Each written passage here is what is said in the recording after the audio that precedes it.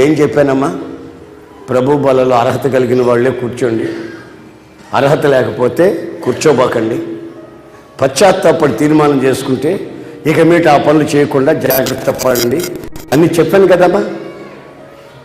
మరి అర్హత లేకుండా దీంట్లో పాలు పొందితే రోగాలు వస్తాయి, అవి దీర్ఘ రోగాలుగా మారుతాయి. బైబిల్లో ఉన్న మాట చదివి చెప్పాను కదమ్మా.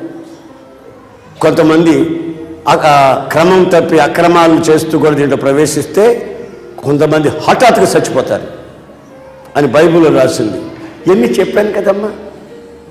వినకపోతే నేనేం చేయను, దేవుడికి అప్పచెప్పేస్తా, దేవుడికి అప్పచెప్పేస్తా.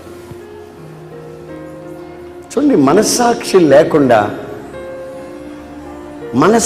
లేకుండా చచ్చిన మనస్సాక్షి, కుళ్ళిన మనస్సాక్షితో కొంతమంది ప్రవర్తించే ఆ ప్రవర్తన పరిశుద్ధాత్ముడు గుర్తించి ఈ రోజున ఈ హెచ్చరికను మీకు ఇస్తున్నాడు.